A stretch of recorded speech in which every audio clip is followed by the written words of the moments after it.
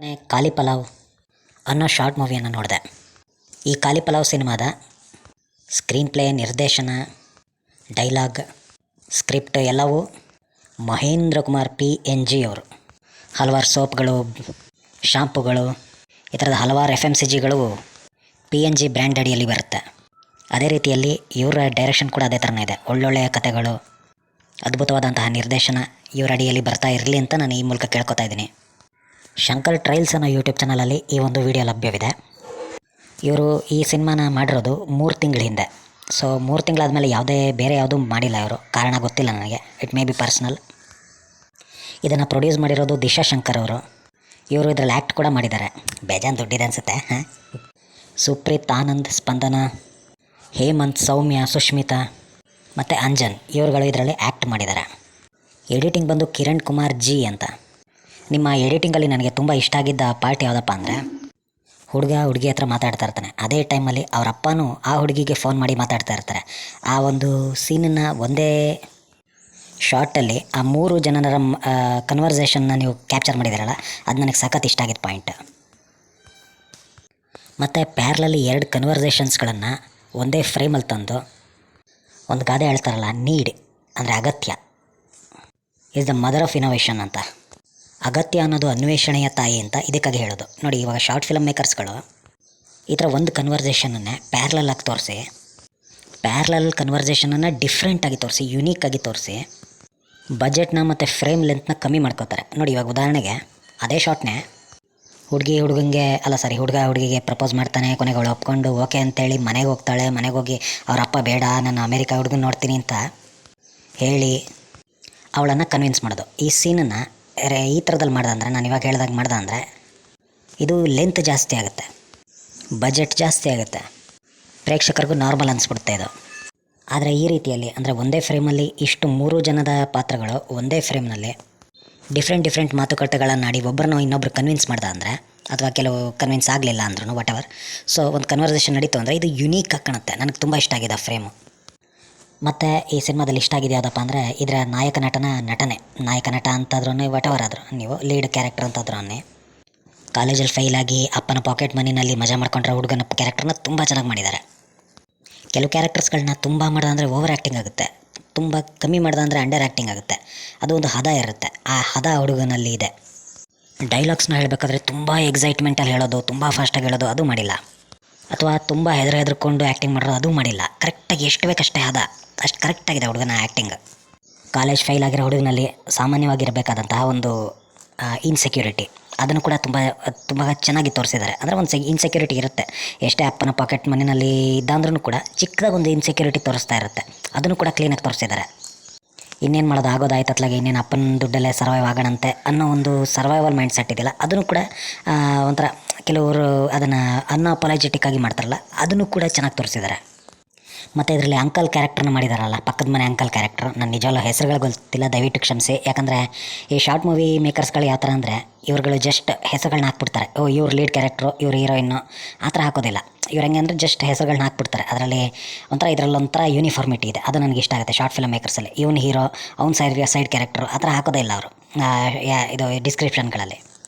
ಅಂದರೆ ಎಲ್ಲರಿಗೂ ಸಮ ಅನ್ನೋ ಒಂದು ಕಾನ್ಸೆಪ್ಟ್ ಶಾರ್ಟ್ ಫಿಲಮ್ಸ್ಗಳಲ್ಲಿರುತ್ತೆ. ಇದರ ಬಗ್ಗೆ ನನಗೆ ತುಂಬ ಖುಷಿ ಇದೆ. ಈ ಪಕ್ಕದ ಮನೆ ಅಂಕಲ್ ಕ್ಯಾರೆಕ್ಟರ್ ಮಾಡಿದಾರಲ್ಲ, ನಿಜವಾಗ್ಲೂ ಚೆನ್ನಾಗಿ ಮಾಡಿದ್ದಾರೆ. ನನಗೆ ಸಖತ್ ಇಷ್ಟ ಆಗಿದೆ ಯಾವುದಪ್ಪ ಅಂದರೆ, ಅವ್ರ ಕಣ್ಣುಗಳನ್ನ ದೊಡ್ಡದಾಗಿ ಬಿಟ್ಕೊಂಡು, ನೀನು ವಿರಾಟ್ ಕೊಹ್ಲಿ ಥರ ಕ್ರಿಕೆಟರ್ ಆಗ್ತೀಯ, ನಾನು ಸಪೋರ್ಟ್ ಮಾಡ್ತೀನಿ, ನೀನು ದೇಶಕ್ಕಾಯ ಯೋಧ ಆಗ್ತೀಯಾ, ನಾನು ಸಪೋರ್ಟ್ ಮಾಡ್ತೀನಿ ಅಂತ ಏನೋ ಒಂದು ಲಾಸ್ಟಲ್ಲಿ ಒಂದು ಡೈಲಾಗ್ ಇದೆ, ಹೆಚ್ಚು ಕಮ್ಮಿ ಕ್ಲೈಮ್ಯಾಕ್ಸಲ್ಲಿ. ಆ ಡೈಲಾಗ್ ಅದರಲ್ಲಿ ನನಗೆ ಸಖತ್ ಇಷ್ಟ ಆಯಿತು. ಅವರು ನೀನು ವಿರಾಟ್ ಕೊಹ್ಲಿ ಥರ ಕ್ರಿಕೆಟರ್ ಆಗ್ತೀಯ ಅಂತ ಒಂದು ಆ್ಯಕ್ಟಿಂಗ್ ಮಾಡ್ತಾರಲ್ಲ ಅದು, ಮತ್ತು ನೀನು ಸೋಲ್ಜರ್ ಥರ ಆಗ್ತೀಯ ಅಂತ ಅವ್ರ ಕಣ್ಣನ್ನು ಅಗ್ಲ ಮಾಡ್ಕೊಂಡು ಹೇಳ್ತಾರಲ್ಲ, ಅವ್ರಿಗೆ ಫಸ್ಟ್ ಆಫ್ ಆಲ್ ಸಾರಿ, ಬೇಜಾರು ಮಾಡ್ಕೊಬೇಡಿ. ಬೋರ್ಡ್ ತಲೆ ಇರೋದಕ್ಕೂ ಮತ್ತು ಸ್ವಲ್ಪ ಗುಂಡಿಗೆ ಇರೋದಕ್ಕೂ ಅವ್ರ ಕಣ್ಣುಗಳನ್ನ ಅಷ್ಟು ಅಗ್ಲ ಬಿಟ್ಕೊಂಡು ಹೇಳೋ ಡೈಲಾಗ್ಗೂ ನನಗೆ ಮುತ್ತೈ ಮುರಳೀಧರನ್ ನೆನಪಾಗ್ತಾರೆ. ಆ ಥರ ಅವರು ಮುತ್ತೈ ಮುರಳೀಧರನ್ ಅಂತ ಕಣ್ಣುಗಳನ್ನ ಇಷ್ಟಾಗಲ ಬಿಟ್ಕೊಂಡು ಆ್ಯಕ್ಟಿಂಗ್ ಮಾಡ್ತಾರಲ್ಲ, ಸಖತ್ ಇಷ್ಟ ಆಗುತ್ತೆ ನನಗೆ. ಬೇರೆ ಶಾರ್ಟ್ ಫಿಲಮ್ಸ್ಗಳಲ್ಲೂ ಅವ್ರು ಆ್ಯಕ್ಟ್ ಮಾಡಿದ್ದಾರೆ, ಇದರಲ್ಲಂದು ನನಗೆ ಸಖತ್ ಇಷ್ಟ ಆಯ್ತದು. ಮತ್ತು ಇದರಲ್ಲಿ ಕೆಲವು ತುಂಬ ನೆನಪಿಟ್ಕೊಳ್ಳೋಂತಹ ಡೈಲಾಗ್ಸ್ಗಳಿದೆ.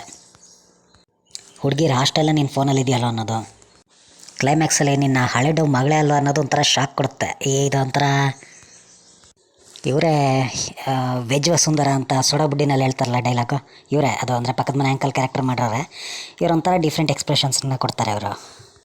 ಈ ಫಿಲಮಲ್ಲಿ ಇನ್ನೊಂದು ಅವರ ತಂದೆ ಕ್ಯಾರೆಕ್ಟರ್ ಮಾಡಿದಾರಲ್ಲ, ಅವರು ಶಾರ್ಟ್ ಫಿಲಮ್ ಅವರ ಪಾಲಿಗೆ ಅಚ್ಯುತ್ ಅವರು ಇದ್ದಂಗೆ ತುಂಬ ಚೆನ್ನಾಗಿ ಆ್ಯಕ್ಟಿಂಗ್ ಮಾಡಿದ್ದಾರೆ. ಸೀಸನ್ಡ್ ಆ್ಯಕ್ಟರ್ ಅವರು, ಒಂದು ಸ್ವ್ಯಾಗ್ ಇದೆ ಅವರಲ್ಲಿ. ನೋಡಿ, ಈ ಸಿನಿಮಾದ ಕಥೆಯಲ್ಲಿ ಇನ್ನೊಂದು ಪಿವೋಟಲ್ ಕ್ಯಾರೆಕ್ಟರ್ ಇದೆ. ಬೇಸಿಕಲಿ ಈ ಪಿವೋಟಲ್ ಕ್ಯಾರೆಕ್ಟರ್ ಬಂದು ಆ ಪಕ್ಕದ ಮನೆ ಅಂಕಲ್. ಯಾಕಂದರೆ ಅಲ್ಲಿವರೆಗೂ ಆ ಹುಡುಗ ರಿಸೀವಿಂಗ್ ಎಂಡಲ್ಲಿ ಇರ್ತಾನೆ. ಅಂದರೆ ಮಗ ಬಂದು ವಧೆ ತಿಂತಾ ಇರ್ತಾನೆ. ಅದಕ್ಕೆ ಕಾರಣವೂ ಪಕ್ಕದ ಮನೆ ಅಂಕಲ್ಲ. ಯಾಕಂದರೆ ನಿಂದು ಪಾಸಾಗಿ ಅಂದರೆ ಫೇಲ್ ಆಗಿದೆ ಅಂತ ಅವ್ರ ಅಪ್ಪಂಗೆ ಹೇಳೋದು. ಕೊನೆಗೆ ಅಪ್ಪ ಅದನ್ನು ರಿಸೀವಿಂಗ್ ಎಂಡಿಗೆ ಹೋಗ್ತಾನೆ. ಅಪ್ಪ ಅದನ್ನು ವಧೆ ತಿನ್ನೋಕ್ಕೆ ಸ್ಟಾರ್ಟ್ ಆಗ್ತಾನೆ. ಅದಕ್ಕೆ ಕಾರಣ ಆಗೋದು ಅಪ್ಪ ಅದನ್ನು ವಧೆ ತಿನ್ನೋಕ್ಕೆ ಕಾರಣ ಆಗೋದು ಇದೇ ಪಕ್ಕದ ಮನೆ ಅಂಕಲ್ಲು. ಅಂದರೆ ಪಕ್ಕದ ಮನೆ ಅಂಕಲ್ಲು ಮಗನಿಗೂ ಕಾಟ ಕೊಡ್ತಾನೆ ಮತ್ತು ಅಪ್ಪಂಗೂ ಕಾಟ ಕೊಡ್ತಾನೆ. ನಮ್ಮಲ್ಲಿ ಕರ್ಮದ ಕಾನ್ಸೆಪ್ಟ್ ಇದೆಯಲ್ಲ, ಕರ್ಮದಿಂದ ಫಲ ಬರುತ್ತೆ, ನೀನು ನಿಮಿತ್ತ ಮಾತ್ರ ಅಂತ. ಅದೇ ರೀತಿಯಲ್ಲಿ ಪಕ್ಕದ ಮನೆ ಅಂಕಲು ನಿಮಿತ್ತ ಮಾತ್ರ. ಈ ಹುಡುಗನ ತಪ್ಪಿಂದ ಅವನಿಗೆ ವಧೆ ಬೀಳುತ್ತೆ, ಪಕ್ಕದ ಮನೆ ಅಂಕಲ್ ಅದಕ್ಕೆ ನಿಮಿತ್ತ ಆಗ್ತಾನೆ. ಆಮೇಲೆ ಅಪ್ಪಂಗೆ ಅಪ್ಪ ಮಾಡಿದ ತಪ್ಪಿಂದ ಅಂದರೆ ಸೆಟಪ್ಗಳನ್ನ ಮಾಡ್ಕೊಂಡಿರೋದ್ರಿಂದ ಆ ಹುಡುಗಿನೇ ಮನೆಗೆ ಬರ್ತಾಳೆ. ಅದನ್ನು ಹೇಳಿ ಅದಕ್ಕೆ ನಿಮಿತ್ತ ಆಗೋದು ಕೂಡ ಪಕ್ಕದ ಮನೆ ಅಂಕಲ್ಲೇ. ಮತ್ತು ಕೆಲವು ಇಷ್ಟ ಆಗದಲ್ಲೇ ಇರೋಂಥ ಪಾಯಿಂಟ್ಸ್ಗಳನ್ನ ಹೇಳ್ತೀನಿ, ನನಗೆ ಇಷ್ಟ ಆಗದಲ್ಲೇ ಇರೋದು ಪರ್ಸ್ನಲಿ. ಇದು ಈ ಶಾರ್ಟ್ ಫಿಲಮ್ ಅಂತಲ್ಲ, ತುಂಬ ಜನ ಶಾರ್ಟ್ ಫಿಲಮ್ಸ್ಗಳಲ್ಲಿ ಇದನ್ನು ತಪ್ಪು ಮಾಡ್ತಾರೆ ಅಥವಾ ಒಂಥರ ಜನಕ್ಕೆ ಅದನ್ನು ಒಂಥರ ಅಫೈಂಡ್ ಮಾಡ್ತಾರೆ ಅಂತ ಒಂದೊಂದು ಸಲ ಅನಿಸುತ್ತೆ ನನಗೆ. ಅದ್ಯಾವುದಪ್ಪ ಅಂದರೆ ಕೂದಲು ಇಲ್ಲದಲೇ ಇರೋದು ಮತ್ತು ಸ್ಕಿನ್ ಕಲರ್ ಕಪ್ಪಾಗಿರೋದು, ಇದನ್ನು ಕಾಮಿಡಿ ಮಾಡೋದು. ಈ ಸಿನಿಮಾದಲ್ಲೂ ಒಂದೆರಡು ಇದೆ ಈ ಡೈಲಾಗ್ಸು. ಅಮ್ಮ ನೀನು ಮೂನ್ ಕಲರ್ ಇದ್ದಂಗಿದೆಯಾ ಅಂದರೆ ಬೆಳ್ಳಿಗಿದೆಯಾ, ನೋಡು ನಾನು ಕಪ್ಪಾಗಿದ್ದೀನಿ, ಹಂಗಾಗಿ ನನಗೆ ಹುಡುಗಿ ಸಿಗ್ತಾ ಇಲ್ಲ ಅನ್ನೋದು. ಆಮೇಲೆ ಬಫೆಲೋ ಕಾಂಪಿಟೇಷನ್ ಕೊಡೋ ಕಲರ್ ನಿಂದು ಅನ್ನೋದು. ಸೊ ಇದನ್ನು ಕಮ್ಮಿ ಮಾಡಬೇಕಾಗಿದೆ ನಮ್ಮ ಶಾರ್ಟ್ ಫಿಲಮ್ ಮೇಕರ್ಸ್ಗೆ. ಹೌದು ಗೊತ್ತು ನನಗೆ, ಕಮ್ಮಿ ಟೈಮ್ ಇರುತ್ತೆ ಅವರಿಗೆ, within short amount of time ಅವ್ರ ಕಥೆಯನ್ನು ಹೇಳಬೇಕಾಗಿರುತ್ತೆ. ಕೆಲವು ಫನ್ನಿಯಾಗಿರೋ ಡೈಲಾಗ್ಸ್ಗಳನ್ನ ಇಡಬೇಕಾಗುತ್ತೆ. ಒಂದೆರಡು ಡಬಲ್ ಮೀನಿಂಗ್ ಇದೆ ಇದರಲ್ಲಿ. ಬಟ್ ಇಟ್ಸ್ ಓಕೆ, ಜನ ಏನು ಅಫೆಂಡ್ ಆಗೋದಿಲ್ಲ ಅದರಿಂದ. ಆದರೆ ಜನ ಎಲ್ಲಿ ಅಫೆಂಡ್ ಆಗ್ತಾರೆ ಅಂದರೆ ಸ್ಕಿನ್ ಕಲರ್ಸ್ಗಳಿಂದ, ಅಥವಾ ಸ್ಕಿನ್ ಕಲರ್ಸ್ ಮೇಲೆ ಡೈಲಾಗ್ಗಳನ್ನ ಹೊಡೆಯೋದು, ಅದನ್ನು ತಮಾಷೆ ಮಾಡಿ, ಮತ್ತು ತಲೆ ಕೂದಲಿಲ್ಲ ಅಂತ ಹೇಳಿ ತಮಾಷೆ ಮಾಡಿ ಡೈಲಾಗ್ಗಳನ್ನ ಹೊಡೆಯೋದು. ಈ ಥರದ್ರಿಂದ ಒಂದಷ್ಟು ಜನ ಅಂದರೂ ಅಫೆಂಡ್ ಆಗ್ತಾರೆ. ಹಾಗಾಗಿ ಆದಷ್ಟು ಕಮ್ಮಿ ಮಾಡೋಕ್ಕೆ ನೋಡಿ. ನಾನು ಇನ್ನೊಂದು ನೋಡ್ತಾ ಇದ್ದೀನಿ, ಈ ಬೆಂಗಳೂರವ್ರ ಶಾರ್ಟ್ ಫಿಲಮ್ಸ್ಗಳಲ್ಲಿ ಒಬ್ಬ ಬಾಂಡ್ಲಿ ಅಂಕಲ್ ಇರಲೇಬೇಕು ಅನ್ನೋ ಒಂಥರ ಅಲಿಖಿತ ನಿಯಮ ಕ್ರಿಯೇಟ್ ಆಗಿದೆಯಾ ಅಂತ ಗೊತ್ತಿಲ್ಲ ನನಗೆ. ಬಾಂಡ್ಲಿ ಅಂದರೆ ತಲೆ ಕೂದಲಿಲ್ದಲೇ ಇರೋ ಒಬ್ಬ ವ್ಯಕ್ತಿ ಇರಲೇಬೇಕು ಅಂತದೇನೋ ಗೊತ್ತಿಲ್ಲ. ನಾನು ಆಲ್ರೆಡಿ ಒಂದು 4-5 ಶಾರ್ಟ್ ಫಿಲಮ್ಸ್ಗಳನ್ನ ರಿವ್ಯೂ ಮಾಡಿದ್ದೀನಿ. ಅದಕ್ಕಿಂತ ಹಿಂದೆ ಹಲವಾರು ಶಾರ್ಟ್ ಫಿಲಮ್ಸ್ಗಳನ್ನ ನೋಡಿದ್ದೀನಿ. ಅವೆಲ್ಲದರಲ್ಲೂ ಒಂದು ತುಂಬ ಕಾಮನ್ ಆಗ್ತಾಯಿದೆ. ಅದೇನಪ್ಪ ಅಂದರೆ ಒಬ್ಬ ಬಾಂಡ್ಲಿ ಅಂಕಲ್ನ ಇಡಲೇಬೇಕು, ಅವ್ನು ಬಾಂಡ್ಲಿನೇ ಆಗಿರಬೇಕು ಅನ್ನೋ ಥರದಲ್ಲೇ. ಮತ್ತು ಬಾಂಡ್ಲಿ ತಲೆ ಮೇಲೆ ಒಂದೆರಡು ಡೈಲಾಗ್ ಇರಲೇಬೇಕು ಅನ್ನೋದು. ಸೊ ಹಾಗಾಗಿ ಒಂಥರ ಪ್ಯಾಟ್ರನ್ ಕ್ರಿಯೇಟ್ ಆಗ್ತಾಯಿದೆ ಈ ಶಾರ್ಟ್ ಫಿಲಮ್ ಮೇಕರ್ಸ್ಗಳಲ್ಲಿ ಅನ್ನೋದೊಂದು ನನಗೆ ಅನ್ನಿಸ್ತಾ ಇದೆ. Comedy should not be on the basis of disability of a person or else lack of a hair or other things, right? ತುಂಬ ಜನ ಯುವಕರುಗಳು ನಿಮ್ಮ ಶಾರ್ಟ್ ಫಿಲಮ್ಸ್ಗಳನ್ನ ನೋಡೋದೇ ಯುವಕರಲ್ಲಿ ಹೆಚ್ಚಿನದಾಗಿ ಈ ಥರದ ಇನ್ಸೆಕ್ಯೂರಿಟಿಗಳು ಇವೆಲ್ಲವೂ ಕ್ರಿಯೇಟ್ ಆಗ್ತಾ ಇರುತ್ತೆ. ಯಾಕಂದರೆ ಯುವಕರುಗಳಿಗೆ ಮದುವೆ ಆಗೋ ಟೈಮ್ ಆಗಿರುತ್ತೆ. ಸೊ ಅದೇ ಟೈಮಲ್ಲಿ ಅವ್ರಿಗೆ ಕೂದಲು ಉದುರ್ತಾ ಇರುತ್ತೆ, ಅಥವಾ ಮದುವೆ ಆಗೋ ಟೈಮ್ ಆಗಿರುತ್ತೆ. ಅದಕ್ಕೆ ಒಂದಷ್ಟು ಜನ ಕಪ್ಪಾಗಿರ್ತಾರೆ ಅಂತ ಅವ್ರುಗಳಿಗೆ ಕೆಲವು ಹೆಣ್ಣು ಸಿಗದಲ್ಲೇ ಇರೋದು, ಇವೆಲ್ಲ ಪ್ರಾಬ್ಲಮ್ಸ್ ಇರುತ್ತೆ. ಅಂಥ ಟೈಮಲ್ಲಿ ಈ ಥರದ ಜೋಕ್ಸ್ಗಳನ್ನ ನೀವು ಕೂಡ ಮಾಡಿದ್ರೆ ಅಂದರೆ ನಿಮ್ಮ ಆಡಿಯನ್ಸ್ಗಳೇ ಆಗಿರೋದ್ರಿಂದ ಅವರು ಏನು ಅನ್ಕೋಬಹುದು ಅಂದರೆ, ಓಕೆ, ನನ್ನಲ್ಲಿರೋಂತಹ ಒಂದು ಕೂದಲಿಲ್ದಲೇ ಇರೋದು ಅಥವಾ ನಾನು ಕಪ್ಪಾಗಿರೋದು ಇದೇ ಒಂದು ದೊಡ್ಡ ನನ್ನ ಅಪರಾಧ ಅನ್ನೋ ರೀತಿಯಲ್ಲಿ ಒಂದು ನೆಗೆಟಿವ್ ಸೆಲ್ಫ್ ಇಮೇಜ್ ಕ್ರಿಯೇಟ್ ಆಗುತ್ತೆ. ಅದನ್ನು ಮಾಡೋಕ್ಕೆ ಹೋಗ್ಬೇಡಿ ಅಂತ ನಾನು ಈ ಮೂಲಕ ಹೇಳ್ತೀನಿ. ಬೇರೆ ಯಾವುದ್ರ ಮೇಲಾದರೂ ಜೋಕ್ ಮಾಡಿ, ಬೇಕಾದ್ರೆ ಈವನ್ ಡಬಲ್ ಮೀನಿಂಗ್ ಆದರೂ ಇಡಿ, ಇಟ್ಸ್ ಓಕೆ. ಬಟ್ ಕೂದಲು ಮತ್ತು ಕಲರ್ ಬೇಸಿಸ್ ಮೇಲೆ ಡೈಲಾಗ್ಸ್ಗಳನ್ನ ಹೊಡೆಯೋಕ್ಕೆ ಹೋಗ್ಬೇಡಿ ದಯವಿಟ್ಟು. ನಾನು ಹಿಂದೆ ಪ್ರಜಾವಾಣಿ ಒಂದಷ್ಟು ಪೇಪರ್ಸ್ಗಳಲ್ಲಿ ಬರ್ತಾ ಇತ್ತಲ್ಲ, ಅಂದರೆ ಬೆಳ್ಳಗಿರುವ ಸೊಸೆ ಬೇಕಾಗಿದ್ದಾಳೆ ಅಥವಾ ಬೆಳ್ಳಗಿರೋ ಹುಡುಗ ಬೇಕಾಗಿದ್ದಾನೆ ಅನ್ನೋ ರೀತಿಯಾದಂತಹ ಇದಿತ್ತು ಅಂದರೆ ಅದನ್ನು ಆ್ಯಡ್ನೇ ಕೊಡೋಕೆ ಹೋಗ್ಬೇಡಿ ಅಂತ ನಾನು ಬರೆದಿದ್ದೆ ಪ್ರಜಾವಾಣಿಗೆ ಮತ್ತು ವಿಜಯ ಕರ್ನಾಟಕಗೆ. ಗೊತ್ತಿಲ್ಲ, ಅವ್ರು ಇವಾಗಲೂ ಅದನ್ನೇ ನಡೆಸ್ತಾ ಇದ್ದಾರೆ ಅನಿಸುತ್ತೆ. ಫೇರ್ ಕಲರ್ ಅಂತ ಇಂಗ್ಲೀಷಲ್ಲೂ ಬರ್ತಾ ಇರುತ್ತೆ. ಇದು ಸ್ಟಾಪ್ ಆಗಬೇಕು ಈ ಥರದ್ರಲ್ಲಿ. ಫೇರ್ ಗರ್ಲ್ ವಾಂಟೆಡ್ ಇಲ್ಲ ಫೇರ್ ಬಾಯ್ ವಾಂಟೆಡ್ ಈ ಥರದ ಆ್ಯಡ್ಗಳನ್ನ ನಿಲ್ಲಿಸಬೇಕು ಈ ಕೂಡಲೇ. ಇದನ್ನು ಸರ್ಕಾರ ಕೂಡ ಒಂದು ಪನಿಷಬಲ್ ಅಫೆನ್ಸ್ ಅಂತ ನೋಡಬೇಕು. ಹೀಗೆ ಇಟ್ಸ್ ಓಕೆ. ಹೀಗೆ ಈ ಸಿನಿಮಾದಲ್ಲಿ ಕೆಲವು ಪ್ಲಸ್ಗಳು ಇದೆ, ಕೆಲವು ಮೈನಸ್ಗಳು ಇದೆ ನಾನು ಅನ್ನಿಸ್ದಾಗೆ.